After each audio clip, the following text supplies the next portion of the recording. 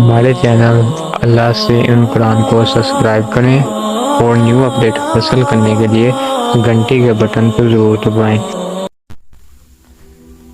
حضرت علی رضی اللہ عنہ نے فرمایا، زندگی کو بدلنے میں وقت نہیں لگتا، لیکن وقت کو بدلنے میں زندگی لگ جاتی ہے۔ جس کو تم سے محبت ہوگی وہ تم کو فضول اور ناجائز کاموں سے روکے گا۔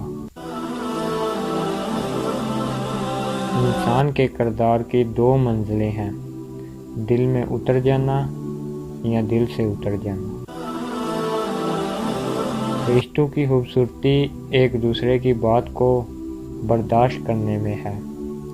بے عیب انسان تلاش کرو گے تو اکیلے رہ جاؤ گے۔ ایسی غربت پر صبر کرنا جس میں عزت محفوظ ہو، اس امیری سے بہتر ہے جس میں ذلت و رسوائی ہو۔ 100 دوستوں سے بہتر وہ ایک دشمن ہے جو دل میں نفرت تو رکھتا ہے لیکن منافقت نہیں کرتا۔ جو ذرا سی بات پر دوست نہ رہے وہ دوست تھا ہی نہیں، اور جس کو ایسے دوست کی تلاش ہو جس میں کوئی حامی نہ ہو، اسے کبھی بھی دوست نہیں ملتا۔ جو شخص تمہارا غصہ برداشت کر لے اور ثابت قدم رہے تو وہ تمہارا سچا دوست ہے۔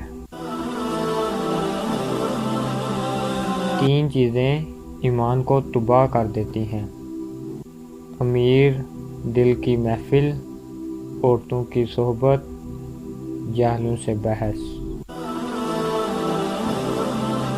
کامیابی حوصلوں سے ملتی ہے، حوصلے دوستوں سے ملتے ہیں، دوست مقدروں سے ملتے ہیں، اور مقدر انسان خود بناتا ہے۔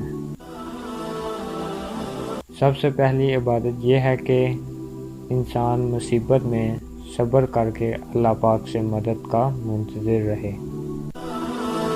وقت اور دولت 2 چیزیں ہیں جو انسان کے اختیار میں نہیں۔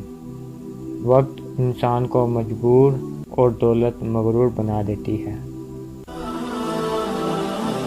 کسی کا عیب تلاش کرنے والے کی مثال اس مکھی جیسی ہے جو سارا جسم چھوڑ کر صرف زخم پر بیٹھتی ہے۔